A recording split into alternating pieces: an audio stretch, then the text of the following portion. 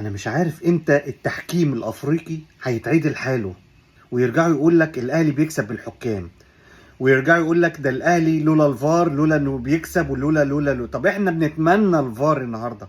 الفار لو موجود النهارده ضربة الجزاء اولا مش هتتحسب، حتى بعد ما اتحسبت هتتعاد تاني بعد ما دخلت لكمية الاخطاء اللي حصلت فيها. يعني ديانج ايده جنبه ورا ظهره، جت في جنبه الكرة، جت في جنبه وفي جزء من ايده اللي هو ورا ظهره، ايده ورا ظهره. طب هيقطع ايده؟ طيب يعني نقطع ايديه، ننزل اللعيبه بدون ايدين طيب بعد كده، ولا نعمل ايه؟ ايه الحكم الزباله ده؟ ايه الحكم الزباله ده؟ ايه ده؟ ايه اللي حصل ده؟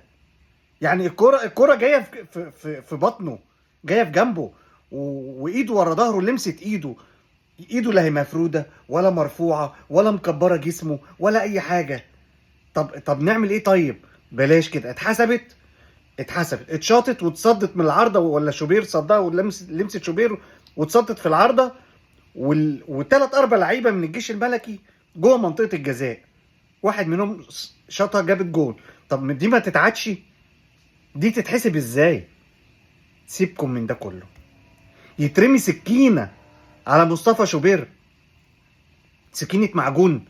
احنا وصلنا للمرحله دي؟ طب دي دخلت ازاي اصلا؟ دخلت ازاي؟ هو انتوا ما بتدخلوا اي حاجه؟ انتوا عندكم المواضيع دي عادي يا جماعه؟ راعوا ان انتوا هتيجوا هنا، يعني راعوا ان انتوا فريقكم هيجوا هنا. انتوا ليه غاويين تعملوا مشاكل؟ ربنا يستر وهنا ما يكونش في رد فعل ألعن من كده. ليه سكينه معجون ليه؟ دي لو كانت رشقت في رجله ولا في ايده ولا في وشه ولا في عينه، كان ايه اللي حصل؟ كان ايه اللي حصل؟ دي كانت قامت مجزره، ما كانتش هتعدي. ليه؟ دي مباراه، دي كوره، انبسطوا.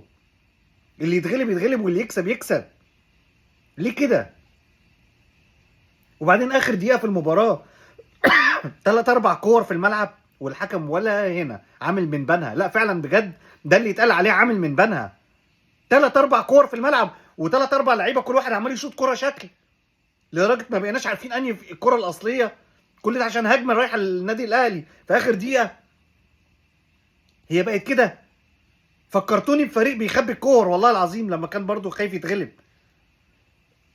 هو انتوا كلكم نوعيه واحده ولا ايه؟ نفس البليله ولا ايه؟ مش فاهم انا. فريق يخبي كور وفريق يشوط لنا 3 4 كور. هي دي اخلاق الرياضه؟ هي دي الرياضه؟ ايه ده؟ ايه اللي حصل في مباراه النهارده دي؟ ضرب جزاء مش ضرب جزاء، حكم زباله ولا يفهم اي حاجه في اي حاجه، وخايف وشكله متنيل على عينه ب60 نيله، والسكينه تتحدف على شوبير ده. حتى الحكم ما طلعش انذار لاي حد. اللعيبه لما راحت تتخانق مع لعيبه الاهلي عشان ياخدوا منهم السكينه، وفي الاخر واحد من اللعيبه الاحتياطي بتاع الجيش الملكي خدها خباها جوه بطنه جوه هدومه وخرج بيها على بره. وليد صلاح رفعها لفوق كده عشان يوريها للاعلام وللجمهور. طب الاتحاد الافريقي هيعمل ايه في الحركه دي؟ آلة حادة، آلة حادة، آلة قاتلة، ممكن تقتل أي حد، ممكن تعور، تسبب عاهة مستديمة. حاجة ممكن تسبب عاهة مستديمة دخلت ازاي دي؟ واتحدفت ازاي لحد الملعب، لحد أرضية الملعب؟ يا جماعة كده عيب، كده قلة أدب، كده قلة أدب. أنا عارف اللي عمل الحركة دي ما يمثلش جمهور الجيش الملكي، بس كده قلة أدب، كده عيب. ليه كده؟ ده انتوا بجد يعني خليتوا الواحد. ايه ده؟ ايه القرف ده؟ الف مبروك للنادي الاهلي انه طلع بنقطه من الملحمه اللي كان فيها هناك.